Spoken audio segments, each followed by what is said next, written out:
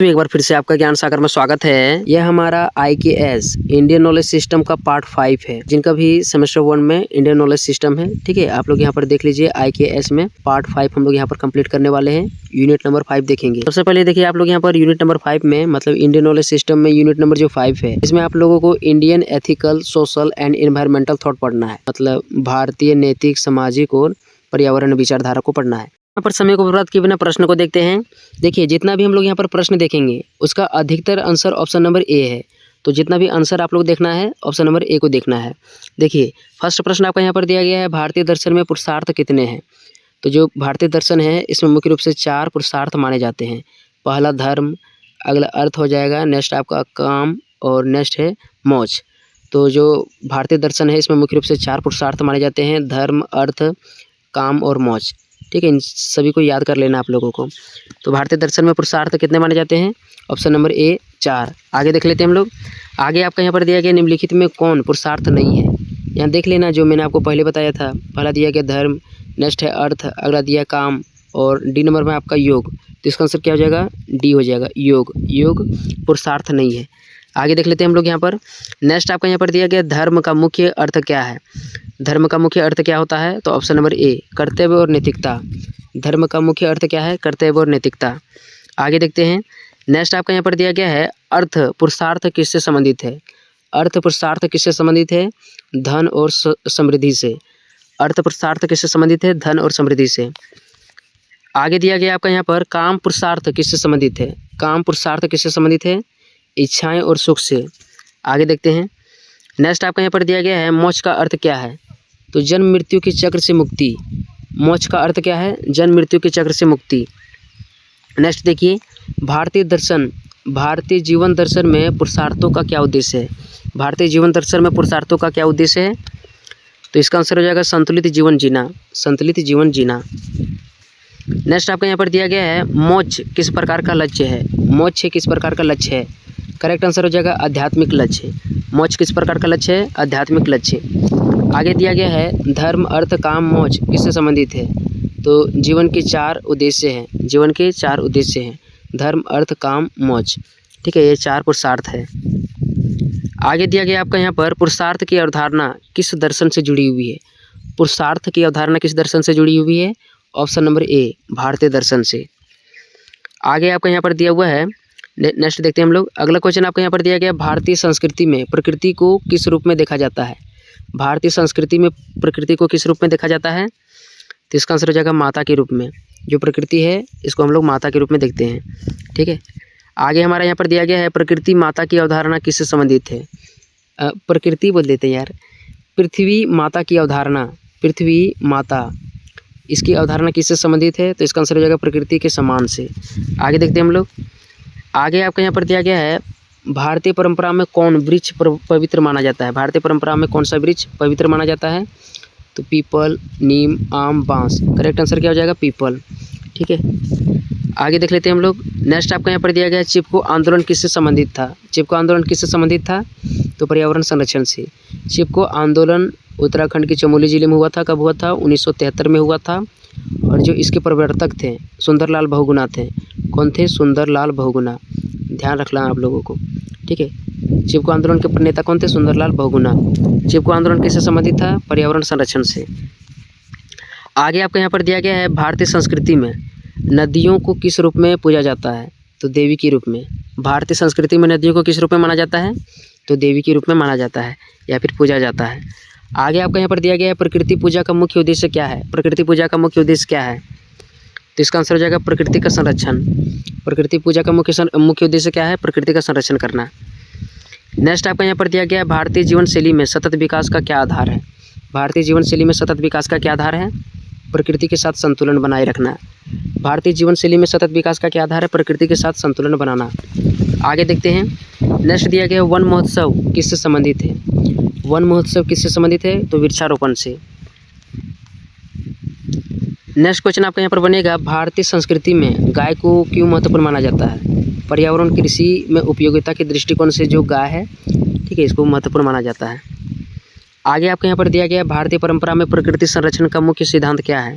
तो इसका आंसर क्या हो जाएगा? प्रकृति के साथ सामंजस्य। भारतीय परंपरा में प्रकृति संरक्षण का मुख्य सिद्धांत क्या है?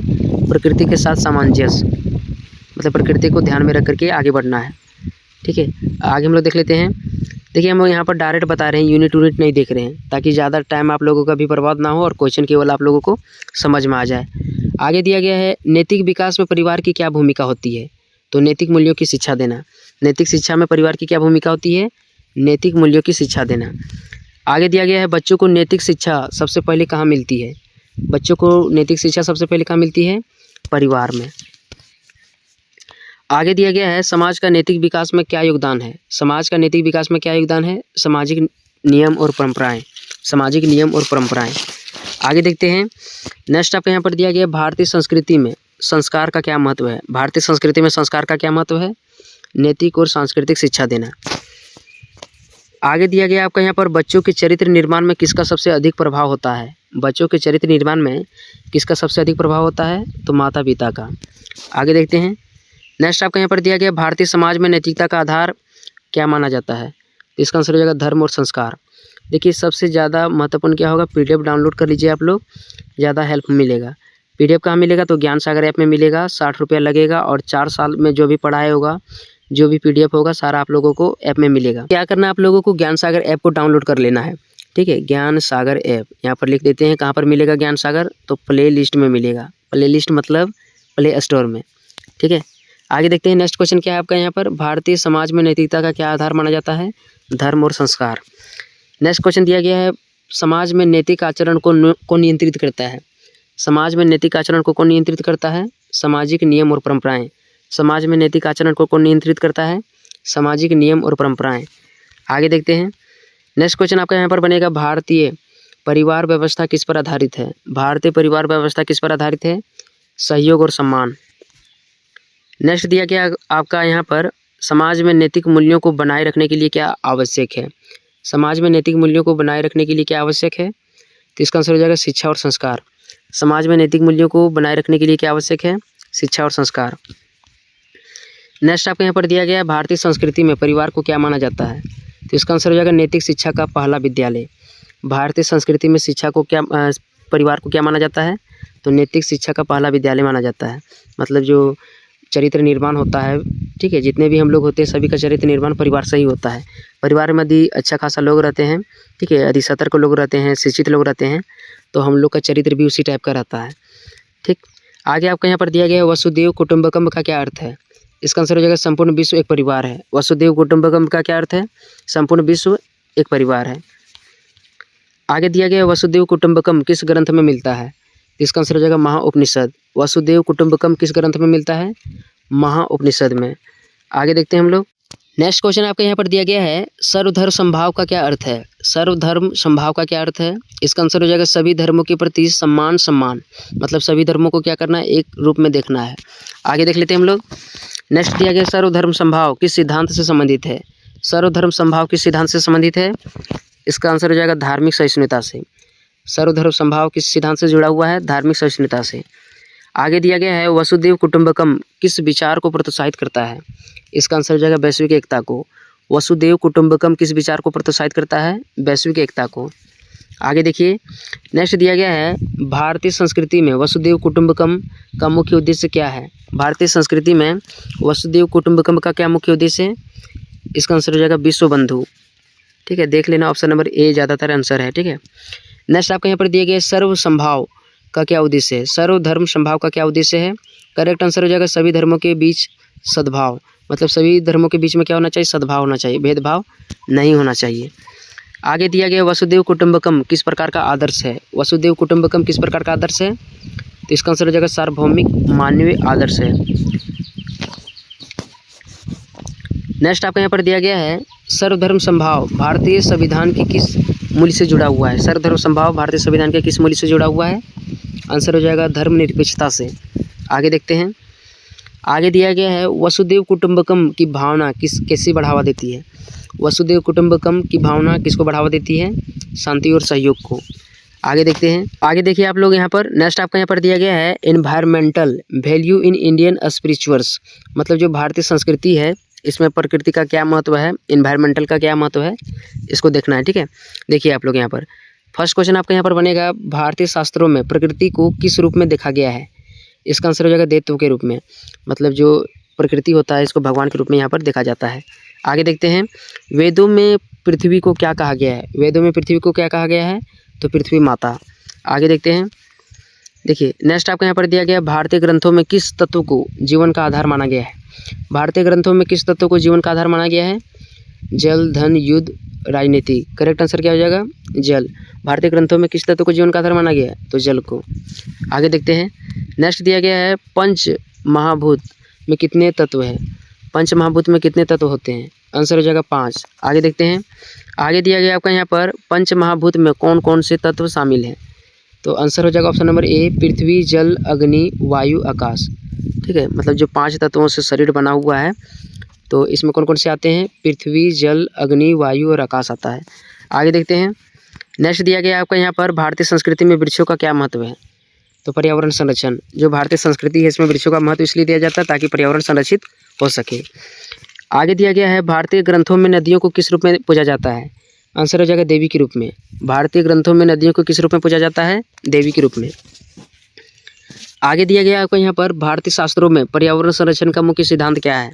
भारतीय शास्त्रों में पर्यावरण संरक्षण का मुख्य सिद्धांत क्या है, आंसर हो जाएगा प्रकृति के साथ सामंजस्य। जो भी पर्यावरण संरक्षण होता है, ठीक है, जो भी हमारा भारतीय संस्कृति होता है, जो शास्त्र है, इसमें प्रकृति के साथ सामंजस्य बनाए रखने का काम किया जाता है। आगे आपके यहाँ पर दिया गया, भारतीय संस्कृति में वन का क्या महत्व है। इसका आंसर हो जाएगा जीवन और पर्यावरण का संरक्षण। भारतीय संस्कृति में वन का क्या महत्व है, तो आंसर क्या हो जाएगा, जीवन और पर्यावरण का संरक्षण। आगे देखते हैं, नेक्स्ट आपका यहाँ पर दिया गया, भारतीय शास्त्रों का पर्यावरण के प्रति मुख्य संदेश क्या है। भारतीय शास्त्रों का पर्यावरण के प्रति मुख्य संदेश क्या है, आंसर इसका हो जाएगा प्रकृति की रक्षा और संतुलन। अब हम लोग यहाँ पर देखते हैं, relevance of Indian ethics in present day challenges, मतलब वर्तमान समय में कौन कौन से चैलेंजेस हैं।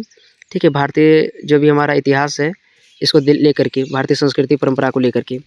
यहाँ पर आपका यहाँ दिया गया, वर्तमान समय में भारतीय नैतिक मूल्यों का मुख्य महत्व क्या है।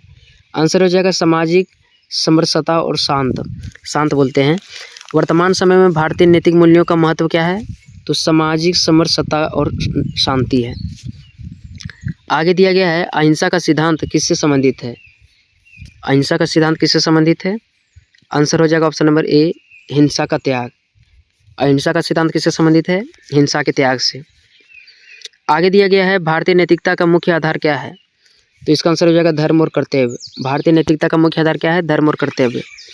नेक्स्ट दिया गया है, भारतीय दर्शन में सत्य का क्या महत्व है, इसका आंसर हो जाएगा सर्वोच्च नैतिक मूल्य। भारतीय दर्शन में सत्य का क्या महत्व है, तो सर्वोच्च नैतिक मूल्य है।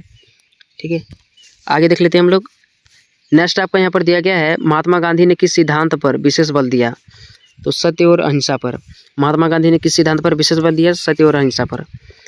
आगे दिया गया है, आधुनिक समाज में भारतीय नैतिकता किस समस्या के समाधान में सहायक है, तो सामाजिक संघर्ष। अगला क्वेश्चन आपका यहाँ पर बनेगा, भारतीय नैतिकता का पर्यावरण संरक्षण में क्या योगदान है। भारतीय नैतिकता का पर्यावरण संरक्षण में क्या योगदान है, करेक्ट आंसर हो जाएगा प्रकृति के साथ संतुलन। नेक्स्ट आपका यहाँ पर दिया गया है, वसुधैव कुटुंबकम आधुनिक विश्व के लिए क्या संदेश देता है। वैश्विक एकता, युद्ध, व्यापार, राजनीति। करेक्ट आंसर क्या हो जाएगा, वैश्विक एकता। वसुधैव कुटुंबकम का अर्थ होता है संपूर्ण विश्व एक परिवार है, और यह संपूर्ण विश्व को एकता के रूप में मतलब बताता है। आगे देख लेते हैं हम लोग यहाँ पर। नेक्स्ट आपका यहाँ पर दिया गया, भारतीय नैतिकता का मुख्य लक्ष्य क्या है। मानव कल्याण, व्यापार, राजनीतिक, युद्ध। करेक्ट आंसर क्या हो जाएगा, मानव कल्याण। भारतीय नैतिकता का मुख्य लक्ष्य क्या है, मानव का कल्याण करना है। अगला क्वेश्चन आपका यहाँ पर बनेगा, आधुनिक जीवन में भारतीय नैतिक मूल्यों का क्या महत्व है। आधुनिक जीवन में भारतीय नैतिक मूल्यों का क्या महत्व है, तो इसका आंसर क्या हो जाएगा, आंसर ऑप्शन नंबर ए हो जाएगा, संतुलित और शांतिपूर्ण जीवन। ठीक है, सेकंड चैनल नीड स्टडी को सब्सक्राइब कर लीजिएगा, NID स्टडी। मिलते हैं अगली वीडियो में, तब तक के लिए धन्यवाद।